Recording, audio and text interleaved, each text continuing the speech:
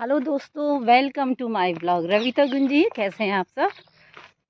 पोद मंग प्रणाम, हेलो साथों मंग प्यार, मीद मंग आशीर्वाद।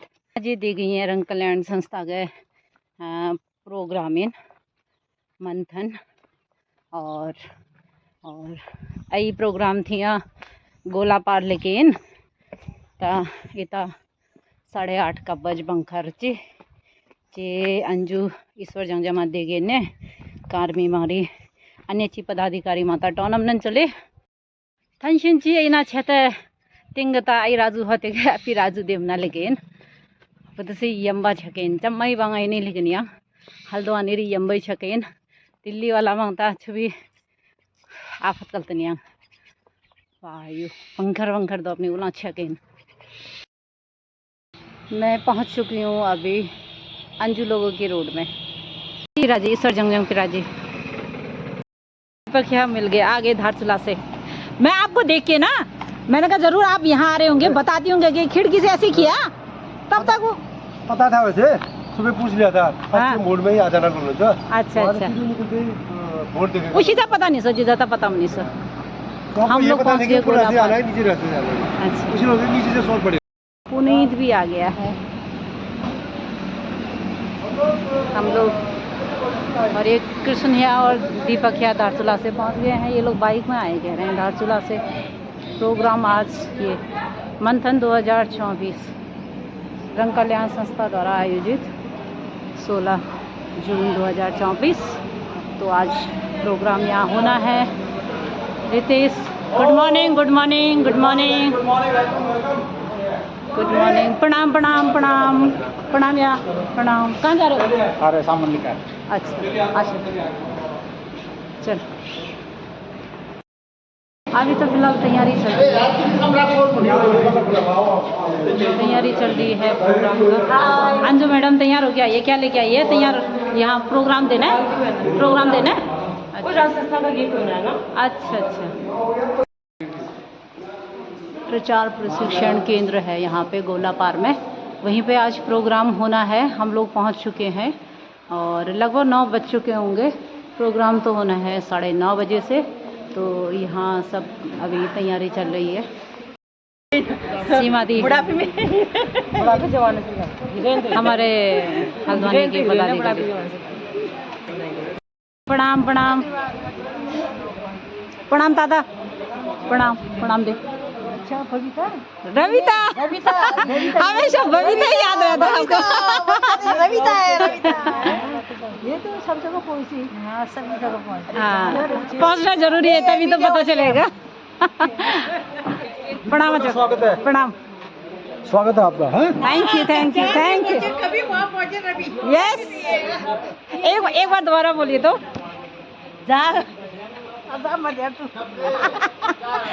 मेन डायलॉग बोलते समय तो आप जहाँ कोई नहीं पहुँचे वहाँ पहुँचे रवि, बस हो गया। ठीक है ओके। तभी तो मैंने कहा हमारा तभी मैंने कहा कि हमारा आना मतलब परमिशन है नहीं है, तो कहा आ सकते हो तो आ गई।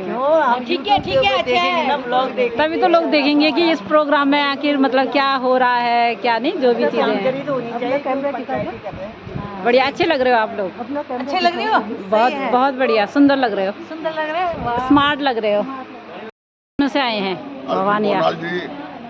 आपका शुभ नेम भवानिया ना? भवानिया हाँ जानती हूँ ना मैं, पुष्पराजा के बड़े भाई। आप मुझे जानते हो? मैं बचपन से जानती हूँ आपको। रंग मंथन इंग प्रोग्राम अनिल में आई हॉल को अन्य चिमाता फिर वथ चिमारी दुमा दुमा टॉन और दुमा बीमा रागेनन ताई तैयारी चल गई इन लगभग 9 का बज 9:30 बजे खची प्रोग्राम थे में। तो काफ़ी हॉल इन अरेंजमेंट बढ़िया इन, फुल एसी वगैरह है हॉल में और सब लोग अपने अपने काम में लगे हैं, अपना अपना योगदान दे रहे हैं।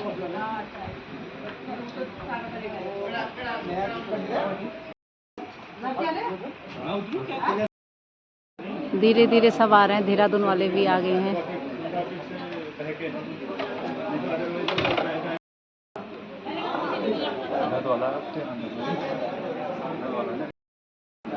सब लोग यहाँ एंट्री करा रहे हैं। जो भी आ रहे हैं हेलो, अपना हेलो। नाम वगैरह सब यहाँ एंट्री करानी है, जिससे पता चले कि कितने लोग आए थे। और बच्चे भी आए हैं, जवान बच्चे भी आए हैं।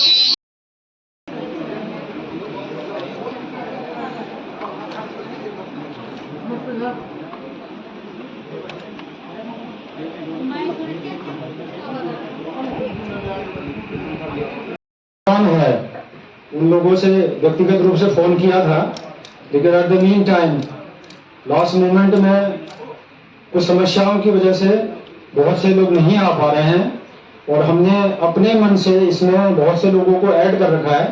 तो मैं आप लोगों को 17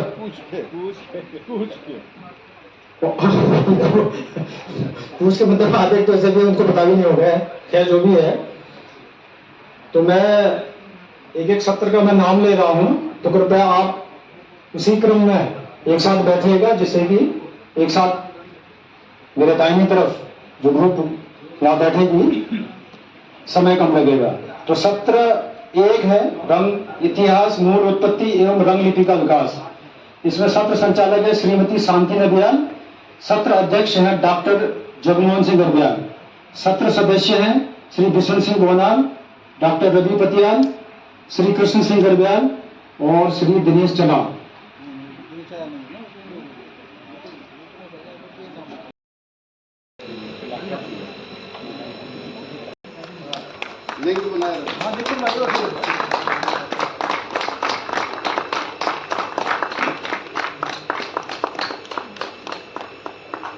एक बार सभी लोग साथ में जाएंगे सर, साथ में आ जाइए। यस ठीक है, आ जाइए सर, आ जाइए, आइए आइए सर, सभी लोग सामने देखेंगे बुलाते हैं सर, सामने सर, सामने इधर प्लीज, स्माइल।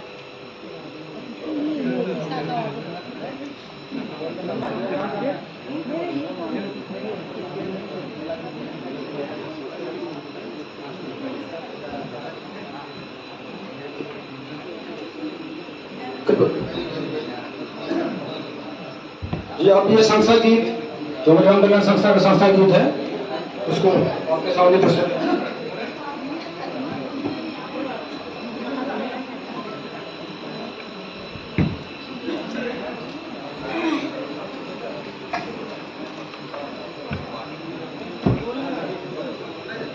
श्रीनगर की वादियों में आपको जाना चाहिए था, अब यहाँ गर्मी खा रहे हैं।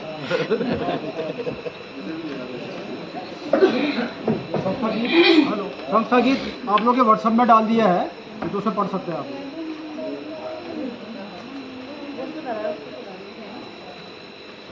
इन मंग इन रंग में जिया रंग कल्याण संस्था, रंग कल्याण संस्था तेरे वंकुची ख्यातलई रंग रंग श्यामंग कुंदे रगरा भटरा इंगे रंग कल्याण संस्था, डगरा भटरा इंगे रंग कल्याण संस्था।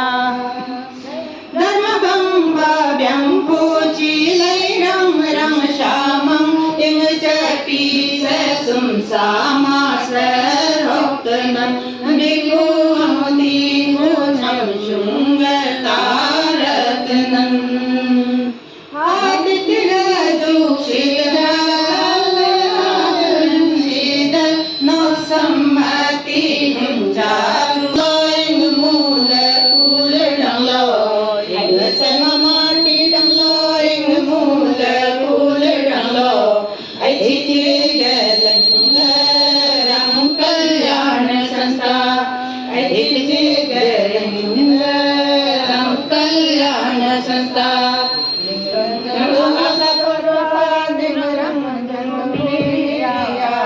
रंग कल्याण जन शिक्षा तमलम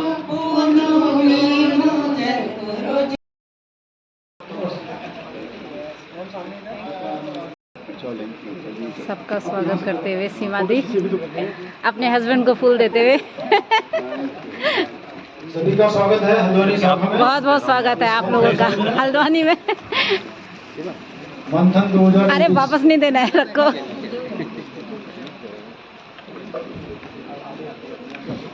आगे आगे भी दे दीजिए, यहाँ दे दीजिए। यहाँ छूट गया है रितेश। अच्छा हो गया। अच्छा वहाँ से दे दीजिए।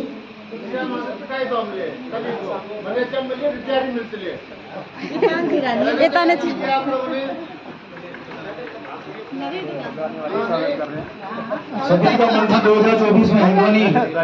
तो स्वागत है।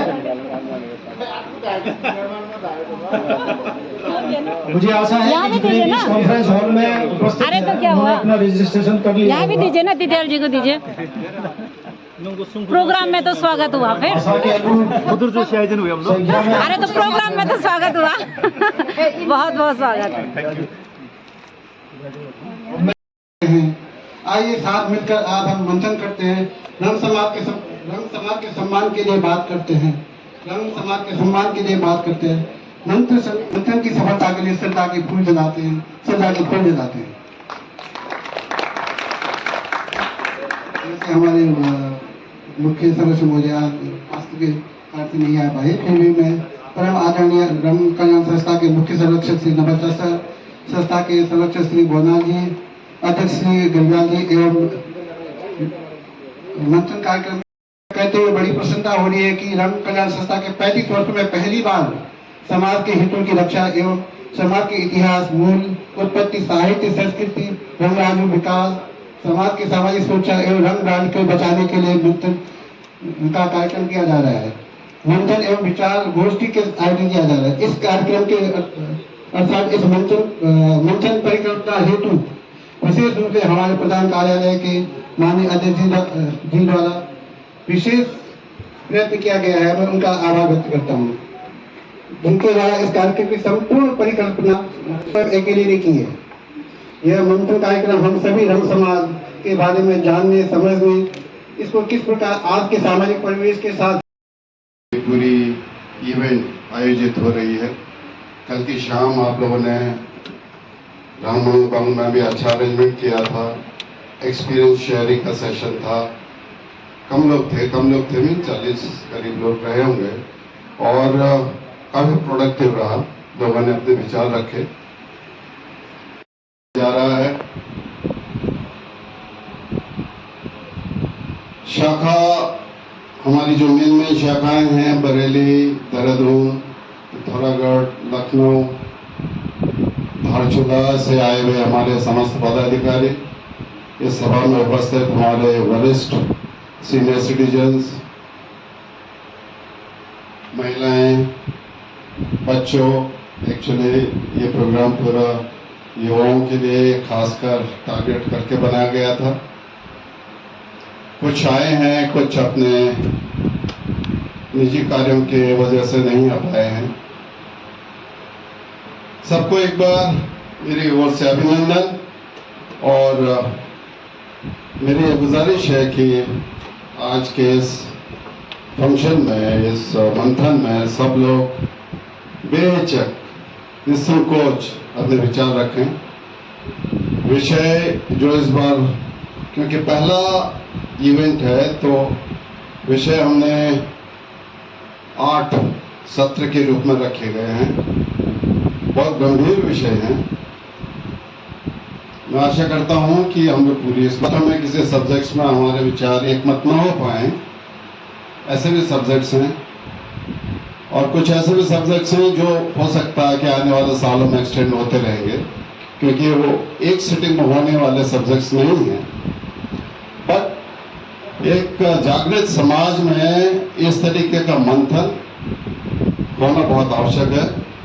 मैं इस मंथन के लिए खासकर डॉक्टर जगमोहन भाई साहब का आभारी हूँ, जिन्होंने इस मंथन की पहली आवश्यकता धारचूला की तरफ से जताई थी और वो धारचूला की यूथ के लिए बहुत चिंतित भी रहे हैं। इसमें हमको बहुत जल्दी से जल्दी इस मंथन के आयोजन को कर लेना चाहिए। बट कुछ एडमिनिस्ट्रेटिव रीजन्स ECM में हमारी RPS की रही, जिससे हम पिछले 3 बार हम लोग इसको प्लान कर चुके थे, बट किसी न किसी कारणवश नहीं हो पाया। लिहाजा जून महीने के अलावा हमारे आने वाले मंथ्स में टाइम नहीं है, क्योंकि अक्टूबर में हमको एजीएम भी करना है, फिर जुलाई अगस्त सितंबर में रेनी सीजन, फिर लेट्स से प्रॉब्लम्स रहती हैं, एक्सक्यूजेस भी रहते हैं दूर दराज से आने वालों के लिए। तो हमने कहा कि जून की गर्मी में ठीक है, विचार आएंगे, उबलेंगे लोग, तो कुछ कूल भी होना पड़ेगा और उबलना भी जरूरी है। ऐसे सब्जेक्ट्स है जो कि अगर आप सीरियसली सोचें तो रात को नींद भी नहीं आती है, if you are really serious about it. तो मैं चाहता हूं कि आप सब लोग अपने विचार जम के रखें, खुलकर रखें, और फिर हम लोग चर्चा करेंगे। सत्र संचालकों से मेरा विशेष अनुरोध है, आपके लिए ये टास्क बहुत चैलेंजिंग हो गया है, क्योंकि ये भी एक स्किल होगा कि आप लोग कैसे अपने सब्जेक्ट्स को समेटें। सब्जेक्ट्स बहुत विस्तृत हैं, फिर भी मैं आशा करता हूं आप लोग बहुत अनुभवी हैं और बाकी सब लोग भी यहाँ पर हैं। हम लोग कोशिश करेंगे कि हर सब्जेक्ट्स में जो भी आज की परिस्थितियों को देखते हुए, आज के समय को देखते हुए कुछ निष्कर्ष हम अवश्य निकालें। इसमें कुछ सही या गलत जैसी कोई चीज नहीं बनती है इन सब्जेक्ट्स में। आज के हिसाब से जो कुछ हमको मोस्ट अप्रोप्रिएट लगेगा, सहमति बनेगी, उसको हम लोग नोट कर लें। क्योंकि ये पहला हमारा इवेंट है, इसीलिए हमारे रिपोर्टर्स भी यहाँ पर हैं, 3-4 बहुत अच्छे पढ़े लिखे समझदार पंडित यहाँ की हैं, उनके कलीग्स हैं जो रितेश गुंजाल हैं। ये लोग एक रिपोर्ट बनाएंगे और उस रिपोर्ट को हमारी कोशिश रहेगी कि हम टिकर में भी हम लोग डाल पाएं, और एक आर्काइव की तरह ये हमेशा एक हमारे पास एक रिकॉर्ड रहेगा कि फर्स्ट मंथन जो 2024 में आयोजित की गई थी, उसके विभिन्न टॉपिक्स पर ये निष्कर्ष निकाले गए। कुछ हमारे सदस्य थे जिनको हमने रिक्वेस्ट किया था एज अ सत्र अध्यक्ष, सत्र संचालक के तौर पर, वो लोग नहीं आ पाए, अपने जेन्युइन रीजंस भी हैं, और उसके लिए फिर हम लोगों को ये कुछ नाम का संकोच होना भी होता होगा। लेकिन क्योंकि ये हमारा अपना समाज है, तो सत्र संचालकों से मैं आशा रखता हूं कि आप लोग पूरे निर्भीकता से अपनी बात रखें और समय को देखते हुए, क्योंकि फॉर्मेट इस तरीके का बना हुआ है कि इसमें क्वेश्चन आंसर सेशन के तरीके से ये क्वेश्चन पूछा जाए और उसका जवाब स्पेसिफिक टू द पॉइंट ऐसा रहे। ज़्यादा फॉर्मेलिटीज़ में आने की आवश्यकता नहीं है एड्रेस करने के लिए। और फिर कुछ समय 10-15 मिनट 3-4 क्वेश्चंस हर सेशन में मैं सत्र संचालकों से चाहूँगा कि वो लोग ऑडियंस को भी दें। तो इस तरीके से 8 सेशन में ऑडियंस के लिए कम से कम 24 क्वेश्चंस निकलते हैं, और मेरे ख्याल से एज अ पहली सीटिंग के तौर पर अगर हम 24 क्वेश्चंस लेते हैं ऑडियंस से, पैनल मेंबर्स के तो अपने हुए, तो मेरे ख्याल से वो ठीक ही रहेगा। और ये सब भी आपके प्रतिभागिता पर बहुत निर्भर करेगी।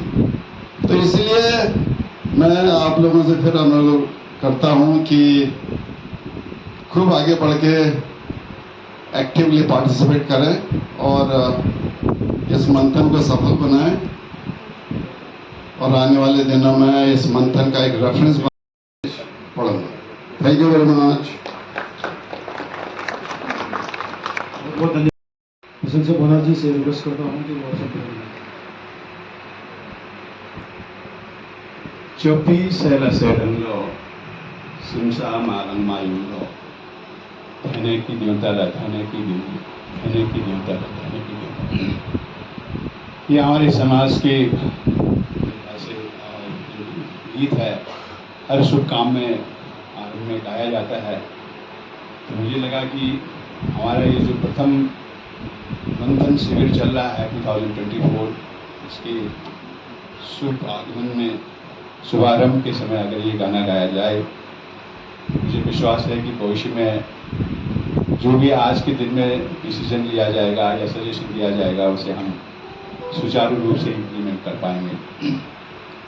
एनीवे, आज के इस मंथन में मंचासीन ऑफ कोर्स आज जो एब्सेंट है मुख्य संरक्षक महोदय श्री कृष्ण मुखर्जी जी, केंद्रीय अध्यक्ष श्री करण सिंह गरब्याल जी, केंद्रीय महासचिव श्री धीरेन्द्र सिंह दत्ताल जी, हल्द्वानी के शाखा संरक्षक श्री उत्तम सिंह नरियाल जी, शाखा अध्यक्ष हल्द्वानी के श्री चंद्र सिंह सिपाल जी, सचिव नीतीश गुंजियाल जी, और पूर्व केंद्रीय अध्यक्ष श्री एकदम नया नहीं है, बहुत पहले से किया जा रहा है और बार बार ये कहा है क्योंकि वो भी हमारे समाज के एक सदस्य हैं।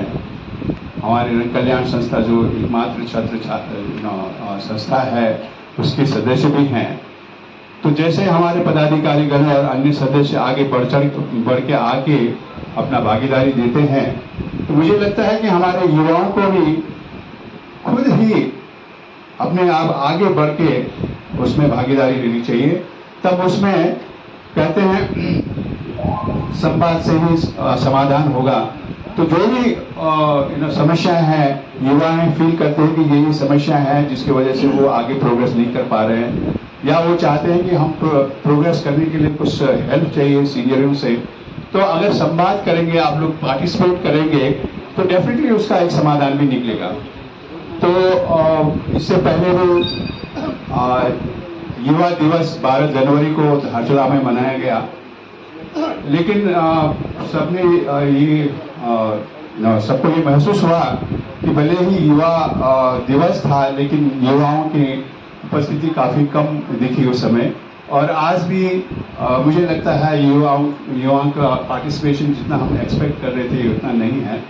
तो मैं आज इस मंच से मैं रिक्वेस्ट करना चाहूँगा सभी युवाओं से और जितने भी पेरेंट्स यहाँ प्रेजेंट है, अगर उनके थ्रू ये मैसेज जाए कि जब भी ऐसा मौका मिलता है, कोई ज़रूरी नहीं है कि रंग कल्याण संस्था द्वारा ऑर्गेनाइज शिविर से हो, कोई भी ऑर्गेनाइजेशन कभी भी ऐसा कुछ अगर शिविर आयोजन करते हैं तो उसमें युवाओं को पार्टिसिपेट करना चाहिए ताकि वो अपने विचारों को प्रॉपर मंच में रख सके।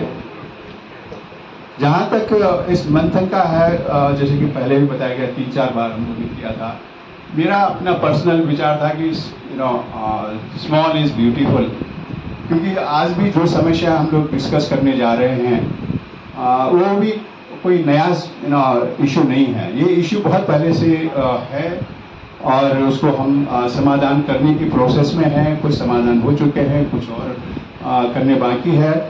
तो लेकिन जब डिस्कशन होता है तो अल्टीमेटली फिर वही उसी ट्रैक में आ जाता है। फाइनल शेप मिलने में काफ़ी टाइम लगता है उसमें।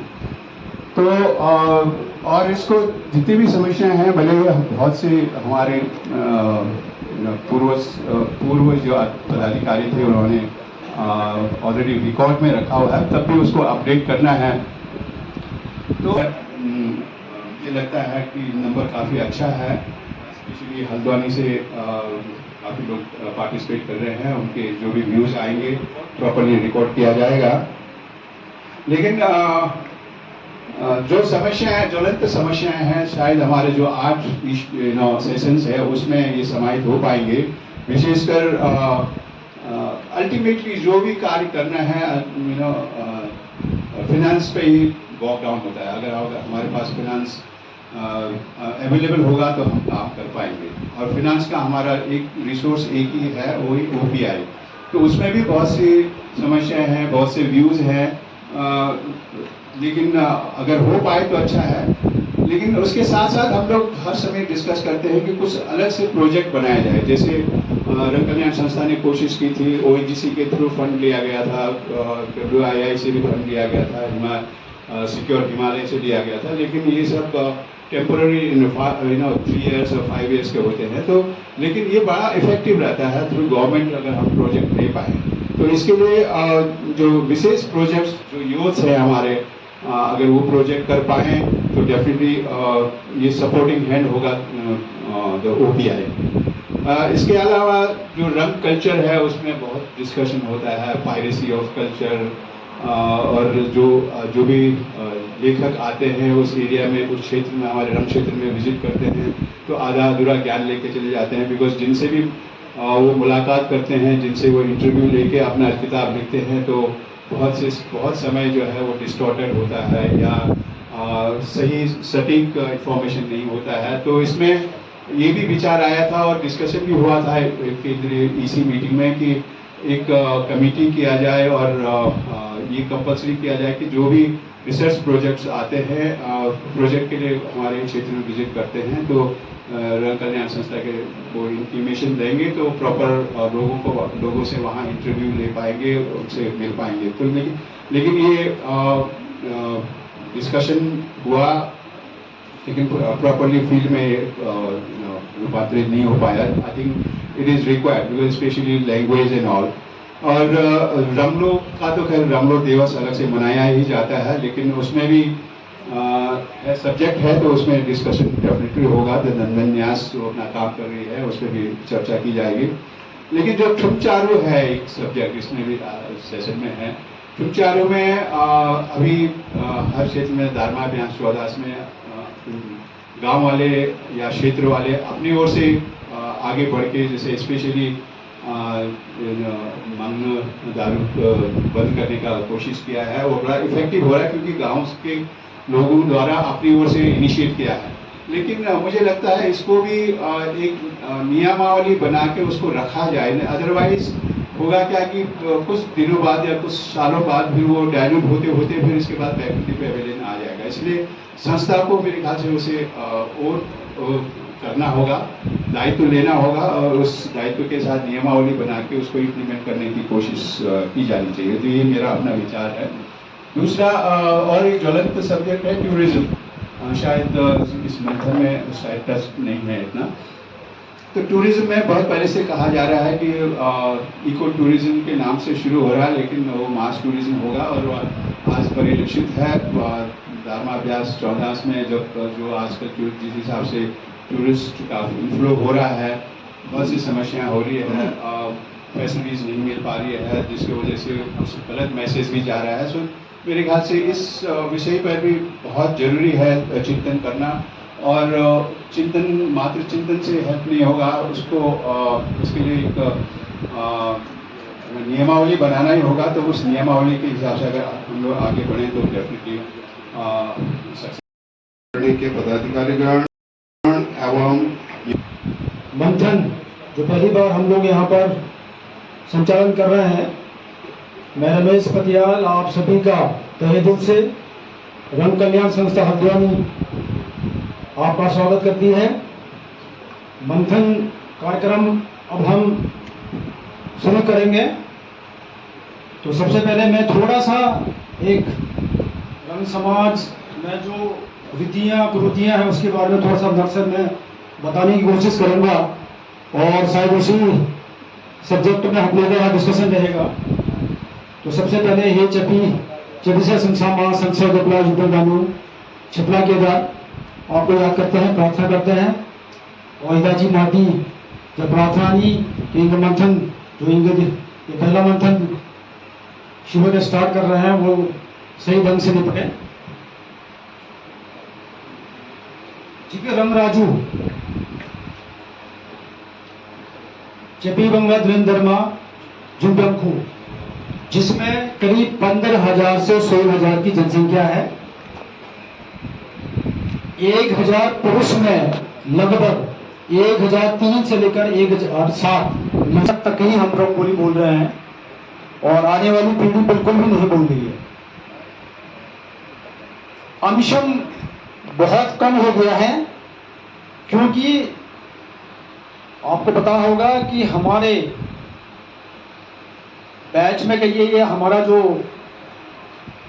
इसमें 4 बहनें 5 बहनें 4 भाई 5 बहनें होते थे तो उसमें अंशम होता था। अंशम मतलब पोया शिया मिया गुंगिया हिया वो ननू ननू। लेकिन अब क्या हो गया है केवल ददा में सिमट के रह गया हो, भाई भी नहीं है अंशम भी नहीं है। इसके बारे में भी हमको सोचना पड़ेगा। इसके अलावा जो नूंद नमशामा रागन है वो पूनी मंगजा मुमा ना मम्मी मम्मी कह रहे हैं, इसमें भी हम लोग को ध्यान देना होगा। यदि ऐसे ही चलता रहेगा तो इंगिदी अंशम जो है मैं समझता हूँ खत्म हो जाए। तो इसमें जरूर ध्यान दीजिएगा, उसमें जरूर डिस्कस करेंगे हम लोग। एक समस्या और आ रही है कि हम लोग कह रहे हैं कि विलुप्त, बहुत सारी चीजें विलुप्त हो रही है। तो एक जो मैंने पाया है दारमा में, हमारे टाइम में पेंटलू पहनने का जो स्टाइल था वो थोड़ा डिफरेंट था, लेकिन उनको वो पेंटलू पहनना शायद अच्छा नहीं लग रहा है, जिसकी वजह से वो चेंज कर दिया है। तो मैं समझता हूँ कि वो जो रीति रिवाज है वो साउथ इंडिया का किसी राजा महाराजाओं का भी वो पेंटलू हुआ करता था, तो उस पेंटलू को जरूर आप लोग अपनाएंगे और उसको दारमा के उससे मतलब एक बहुत ही यूनिक चीज है, वो चीज हमको अपनानी चाहिए। 30% हमारे सर्विस क्लास वाले हैं, जिसमें 45% लेकर 60% तक बाहर उन्होंने मकान बना लिया है, वो अपनी जगह से कट से गए। जल, जंगल, जमीन के साथ साथ हमको जीवन और जानवर के बारे में भी सोचना पड़ेगा। जानवर भी खत्म हो गया हमारे यहाँ, इसके बारे में जरूर सोचना पड़ेगा। ये अच्छी बात है कि हमारी परंपराएं, संस्कार, त्योहार, आस्था, विरासत, इसको हमको जीवित रखने के लिए उचित बात करते हैं, लिखते हैं, लेकिन करते नहीं है। एक आप लोगों से रिक्वेस्ट ये भी करूंगा कि रंगोली के बारे में रंगों को, हाँ रीम तो बदल रीतन है, लेकिन इनसे अभिशन्मम रीन है। जब तक इनसे अभिशन्मम रीन है, यदि रंगोली का अस्तित्व खतरे में जैसा लगता है मुझे। ये अच्छी बात है कि जैसे आप लोगों ने देखा होगा मुंशियारी में बहुत सी गांवें खंडहर बन चुकी है। ये स्थिति हमारे गांव में नहीं है, क्योंकि हमारे यहाँ अच्छे इस परंपरा को निभाने की पूरी कोशिश करते हैं। तो मैं आप लोगों से रिक्वेस्ट करूंगा कि ये जाके हमारा रंग समाज, रंग इंगलिपि कहते हैं, क्योंकि इसमें रंगलिपि भी एक ऐसी है कि रंगलिपि नहीं होने की वजह से, अशिक्षित होने की वजह से, इनका पूर्वज मंश जो अभी कल बात हो रही थी कि हमारी हिस्ट्री क्या है, हमारा अतीत क्या है, लेकिन मेरा आप लोगों से रिक्वेस्ट है कि अभी हम लोग जितने भी शिक्षित हो गए, कम से कम आज से, अभी से अपने हिस्ट्री के बारे में लिखें, तो आने वाली पीढ़ी के लिए बहुत अच्छा रहेगा। हमारे रंग कल्याण संस्था में मैं चाह रहा था कि एक उद्देश्य, एक विजन, एक वैल्यू और एक गोल, ये 3-4 चीजें हैं, इसको जो है डिफाइन किया जाए, जिससे कि हमारे आने वाले बच्चे उसको सुचारू रूप से अपने जीवन में अपनाएं। मैं ये जो एक संक्षिप्त में बात मैंने आप लोगों से कही है, इसके बारे में आप लोग जरूर मनन करेंगे। अब मैं सत्र जो पहला है, रंग इतिहास, मूल, उत्पत्ति एवं रंगलिपि का विकास, इसमें ये जो ग्रुप मेरे दाहिनी तरफ बैठे हैं वो अपना संचालन श्रीमती शांति नबियाल जी करेंगी। तो चूंकि मेरे पूर्व वक्ताओं ने समय के बारे में मेरे से बार बार कहा है, तो समय को ध्यान में रखते हुए संचालन शुरू करेंगे। अभिनंदन करती हूँ। मैं शांति नबियाल, मंथन शिविर का प्रथम सत्र, और मेरे साथ है सत्राध्यक्ष श्री जगमोहन सिंह गर्ब्याल जी। इन्होंने अभी तक चिकित्सा में सेवा देकर सेवानिवृत्त हुए हैं। सेवानिवृत्ति के बाद में भी धारचूला में कई साल लोगों की सेवा की, रंगलों की सेवा की। और मेरे साथ है बिशन सिंह बोनाल जी, जो हमारे रंग कल्याण संस्था के अध्यक्ष है और अध्यक्ष संरक्षक है। और मेरे साथ है कृष्ण गर्ब्याल जी, जो धारचूला से आए हैं, एक समाज सेवी हैं। और मैं शांति नबियाल, शिक्षा विभाग से मैं सेवानिवृत्त हूँ। और हमको विषय मिला है हमारे रंगों का इतिहास।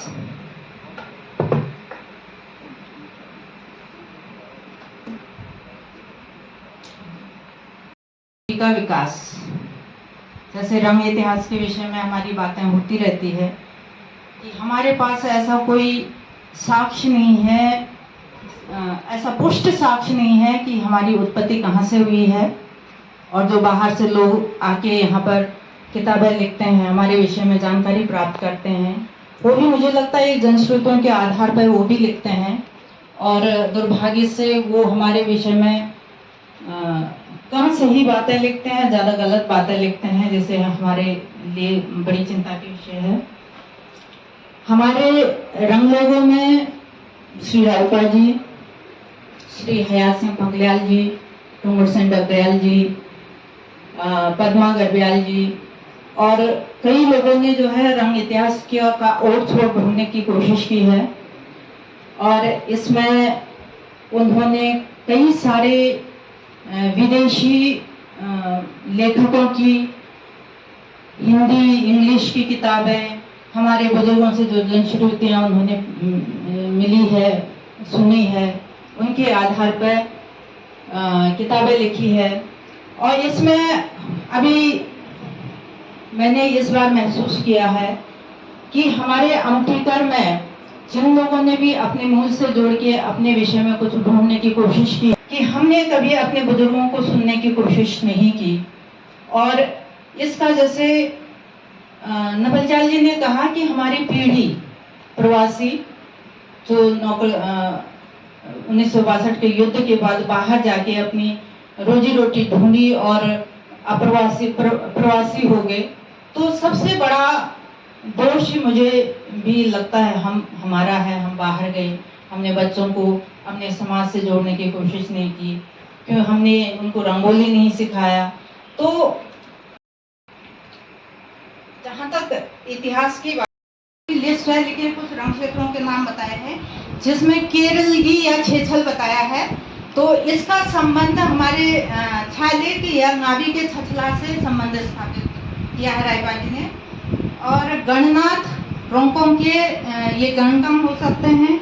और चतुर्दश का नाम तो मानस खंड में है ही है।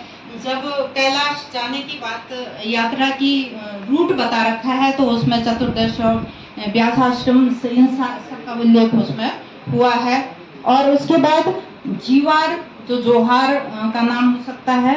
पुलोमा व्यास और दारमा को अलग करने वाली श्रेणी का नाम है। और व्यासाश्रम हमारा व्यास क्षेत्र।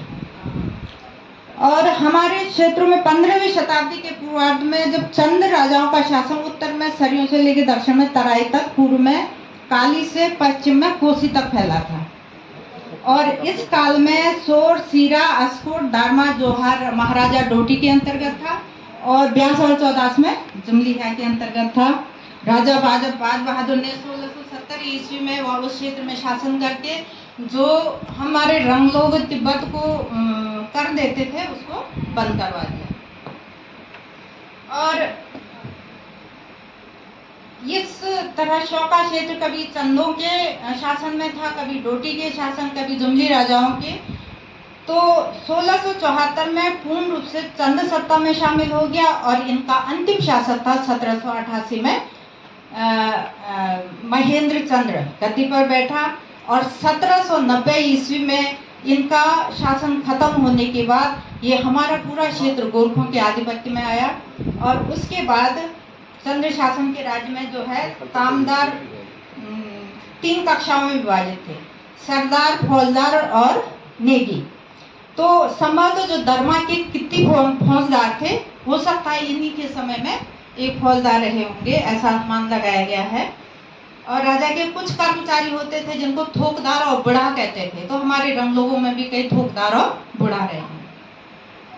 जुमलीहा के आतंक के विषय में हम जानते हैं कि उन्होंने कितना आतंक किया। तो हमारे यहाँ के लोग भयभीत होकर अपना गड्ढा खोद कर सारे संभव बहुमूल्य कीमतों को रखते थे। और जैसे गुंजी का जुमलीहा साम है, उसके आतंक का ही एक प्रमाण है। और इस तरह से नेपाली राज्य गोरखों के शासन के बाद फिर सिंगौली की संधि 1814 ईस्वी में सिंगौली की संधि हुई। और पूरा समस्त कुमाऊनी और रंग क्षेत्र जो है अंग्रेजों के अंतर्गत आ गया। और उसके बाद जब हमारे 2 गांव हमसे बिछड़ गए, नेपाल में चले गए, तिंकर और छांग। अच्छा, हो सकता है समय ज़्यादा हो गया, लेकिन इतिहास है तो अब ये तो हुआ लोगों ने जो किताबें लिखी उसके आधार पर, और हमारा इतिहास ज़्यादा तो बसता है हमारी जनश्रुतियों, दंत कथाओं और हमारी लोक कथाओं पे, तो उसको भी मैंने थोड़ा थोड़ा छूने की कोशिश की है।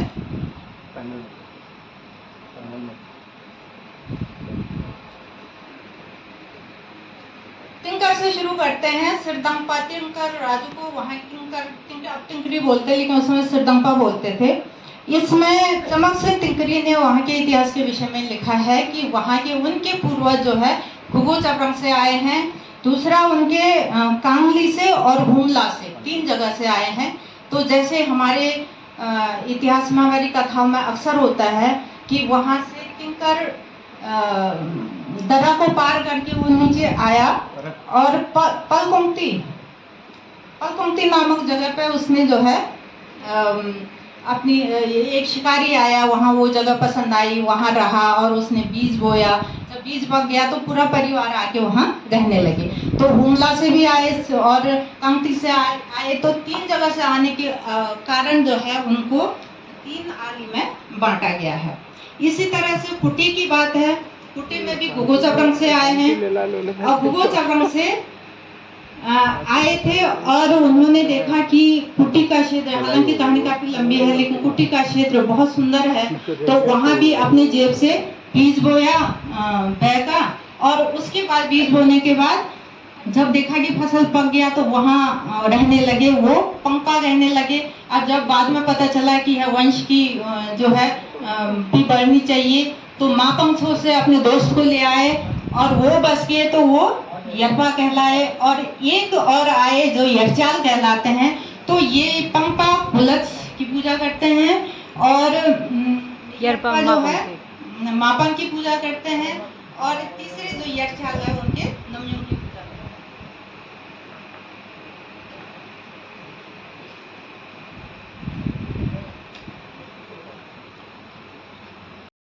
जब आप लोग प्रवेश करते हैं तो देखते होंगे कि पूरा चट्टान गिरा हुआ है। तो हमारा पुराना नावी वहाँ था गांसा पाटू करके, और गांसा पाटू में जब चट्टान गिर के वहाँ सारा पूरी बस्ती खत्म हो गई, जब बाद में खुदाई हुई तो उसमें लोग बैठे हुए ऐसे इनके कंकाल वंकाल मिले, चीज़ें मिली। तो इसमें हमारे गावी में जो गावी की के लोग कहाँ से आए, इसका भी जो है एक कहानी है। कहा जाता है कि रंगनम से आए हैं, मुंसारी में रंगनम से, और एक करखा में अलग, एक करखा के एक करखा में जंग लेके आए और उन्होंने ये संकल्प लिया कि दूसरे कोई ऐसी मिट्टी मिल जाए जो करखा में डालने के बाद जंग के वजन के बराबर हो जाए, तो उस जगह हमारी खेती बस्ती होगी, हम रोकेंगे। तो नाभी में ये जगह थी। और हमारे भोरजंग करके दूसरी आली है, उनको जो है तसोया गुनसोया जो गढ़ब्यांग छिंदों में थे उनका वंशज माना जाता है, उनके साथ उनके संबंध थे। और इसमें इस तरह से नाभि की बसासत के विषय में 3 सिद्धांत हमारे होते हैं। एक तो तसोया गुनसोया के वो है वंशज है जो ब्यूटियां हम के मुआबी के मूल वंशज कहा जाते हैं। लचंबा लोग जो यहाँ से रंगनम से आए हैं। और तीसरा हो सकता है जो मतलब गांसा पाटू जो टूटा था, कुछ न कुछ लोग तो इधर उधर गए होंगे, बाहर रहे होंगे, उन्होंने आके कुछ बसाया। राखू की कहानी धंजू यंती के उस पार दोनों पार रहते थे, रिमखा राखू और जो आज के रोंकंग राखू, तो 2 गांव था। लेकिन आपस में जब तक उनके यहाँ रोंकंग रैतो थे तब तक तो उनमें संघर्ष नहीं होता था। लेकिन जब रैतो जी की उनकी डेथ हो गई, वो नहीं रहे, तो दोनों में संघर्ष होने लगा। तो ये रिमखा राखू वापस चले गए। तो इस तरह से है। ये सारे मैंने सारे गांव के लिखे हैं, लेकिन मुझे लगता है कि अब टाइम वो हो गया, मुझे बंद करना पड़ेगा। तो बंद तो नहीं करना पड़ेगा, नहीं, मुझे अपना बंद करना पड़ेगा।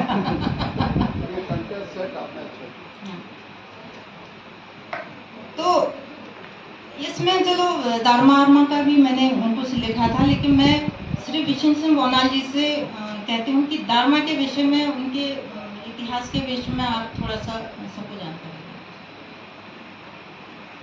शांति नबियाल जी, आपने इस सेशन को बहुत अच्छे से संचालन करने की कोशिश की है, अभी भी जारी है ऑफ कोर्स। यस, आपने जितने भी इंट्रोडक्शन दिया है हिस्ट्री पे, मुझे लगता है हिस्ट्री तो बेसिकली हम लोग डिपेंड हो रहे हैं, जो भी यात्री आए थे यात्रा करने, और उन्होंने जो भी इंटरव्यू के दौरान जिनसे भी बात किया होगा उस हिसाब से हमने अपना लेख लिखा है। तो हम ये नहीं मान सकते हैं कि जो भी उन्होंने लिखा हुआ है वही सत्य है। हो सकता है उसमें बहुत से अपभ्रंश हों, लेकिन आज के दिन में, जैसे कि पहले भी वक्ताओं ने कहा है कि अगर हम लोग अपने बुजुर्गों से बात करते और उसको लिपिबद्ध करने की कोशिश की होती तो शायद आज के दिन में हमारे पास काफ़ी कुछ फैक्चुअल इंफॉर्मेशन हमारे साथ होता है, लेकिन अनफॉर्चुनेटली ऐसा है नहीं। आज के दिन में कोशिश की जा रही है, बहुत से लोग कोशिश कर रहे हैं, जितने भी अभी हमारे बुजुर्ग लोग अभी भी हैं उनसे पूछ के लिखने की कोशिश की जा रही है।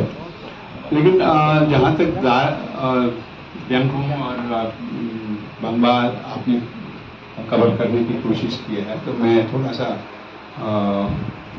धर्मा के बारे में बोलना चाहूँगा। इस पैनल में ऑफ कोर्स फल सिंह बोनाल जी भी थे और लाल सिंह बोनाल। तो हम ये सोचते हैं कि लाल सिंह बोनाल को काफ़ी अच्छा ज्ञान है हमारे पूर्व हिस्ट्री के बारे में, सो विद फल सिंह बोनाल जी, लेकिन अनफॉर्चुनेटली वो दोनों नहीं आ पाए। और साथ में DR सीपाल, सो उन्हें भी काफ़ी अच्छा नॉलेज है। बाय द वे हम लोग जो है कोशिश कर रहे हैं, तो जैसे आपने रंगराजू के बारे में बताया, तो मुझे लगा कि जो अगर आप लोग म्यूजियम में जाएंगे तो वहाँ एक मैप लगा हुआ है और काफ़ी विस्तृत मैप है और अच्छा इंफॉर्मेशन उसमें दिया गया है, क्योंकि जब प्रिपेयर किया गया तो सबसे कंसल्ट करके किया है। उसमें हर गांव को डिपिक्ट करने की कोशिश की है। तो उसमें रंगराजू का जो क्षेत्र है उसमें दारमा, ब्यांस, चौदास को लेके साथ में कहनी में जो है उसमें शक्ति थी। सो वो स्टोरी है। ऐसे ही जो है जब आप दारमा के अंत सीपू तक पहुंचेंगे तो बहुत से ऐसे स्पॉट्स है जिसमें आपने पूरा हिस्ट्री लिए हुए हैं। क्योंकि समय कम है इसलिए मैं जस्ट नक्शल बताऊंगा। तो दारमा को जैसे आजकल दिलिंग दारमा बोलते हैं, तो दिलिंग दारमा में करीब 17 विलेज समाहित है। यानी 24 जो दारमा है वो सेला तक है। सेला से नीचे बोंगलिंग, दर और तेजम, तो ये 3 गांव और समाहित हो जाता है। तो ये पूरा मिला के दिलिंग दारमा कहलाया जाता है। ओके, तो बोंगलिंग से नीचे वाला एरिया है वो तल्ला दारमा, और इसके बाद सेला से ऊपर वो मल्ला दारमा। तो मल्ला दारमा में भी फिर 3 भाग है, जो सीपू, मार्चा एंड तेदाम, ये यरजुंकू हुआ। इसके बाद फिर तेदा के बाद दाकर, गो, दांतो, दुक्तू, बॉन, फिल्म, ये जुमगुंडा। इसके बाद फिर बालिंग, नांगलिंग और चल सेला, पीसोंग भी बोलते हैं उसको, और पंगलिंग। सो इस तरह से पूरे दारमा वैली को 3 अगेन भाग में विभाजित है।